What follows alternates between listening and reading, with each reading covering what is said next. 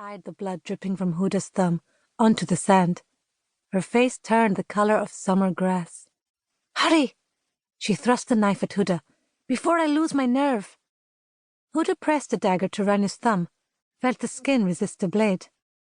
Ranya closed her eyes and turned her head. Huda pushed. The skin parted beneath the knife like a boiled egg, deeper than she expected. Ranya's eyes flew open, big and wide as a calf's. They grabbed each other's hand and pressed their thumbs together. Sisters forever, they locked eyes. Our sorrow for us and the generation to come. Chapter 1. Baghdad, 2002. Huda paced her backyard, trying to brush off her spat with her husband.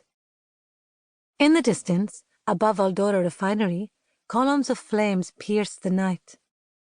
An easterly wind pushed the stench of the burning gas away from New Baghdad, so all Huda could smell were the orange and apricot trees by the fence. She knew the wind could turn at any time, but right then the gas flares were beautiful, like candles lined up on a giant's birthday cake. The bell rang at the front gate. Huda paused mid-step and wondered, had Abdul Amir forgotten his keys when he stormed off to the coffee shop? Or had her husband cooled down and decided to eat dinner with them after all? Huda hurried inside through the kitchen door. A nougat box lay spread-eagled on the counter, cellophane wrappers strewn like evidence of a hasty crime. Huda frowned and swept them into the bin. So much for her diet. The bell sounded again. Something in its flat, insistent tone made her falter. She scurried down the hallway, heels slapping against a tile. In the foyer, she paused by a console table decorated with family portraits. The largest of the pewter frames faced the wall. Huda flipped it around. The president stared back at her, eyes dark as tar. Medals marched across his chest.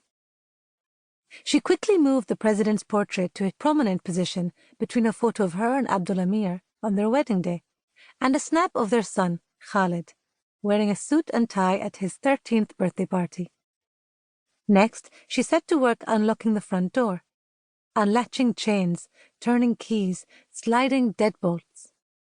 She ran her hands over her hair and heaved open the door. 2 secret police officers strode down the driveway. Huda quivered. Lock the bolts, hide under the bed, she thought. But she knew that wouldn't work. These men were like dogs. Show fear and they bite. Behind them, the padlock from the gate lay in chunks on the concrete. The broken metal caught the glare of the floodlights over the carport. The larger of the 2 men shoved a pair of bolt cutters into the pocket of his leather jacket. Huda imagined his pockets contained all sorts of instruments for breaking, slicing, and prizing apart. "Assalamu alaikum," her voice wobbled. What brings you here tonight, my countrymen?" "Sister, my apologies for a visit at the dinner hour," called Abu Iza, the older and slighter of the 2 men. He too was wearing a boxy leather jacket.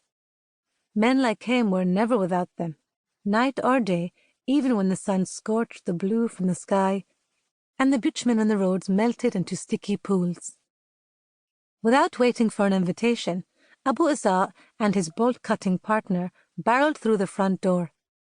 Their bulk filled the foyer and pushed the oxygen out. Huda retreated down the hallway, careful not to turn her back. The men followed. Sand crunched beneath their boots. No amount of sweeping could keep the desert out. The fine grains went where they wanted, just like the officers of the Mukhabarat. "May I offer you tea?" Huda's voice came out high and tight. "Yes, please, dear," said Abu Isa. 3 sugars. 2 only for me," grunted the larger man. "I'm watching my weight." Huda waved them into the sitting room and then ducked into the kitchen. In the window above the sink, her reflection stared back at her. Her large dark eyes were even wider than normal.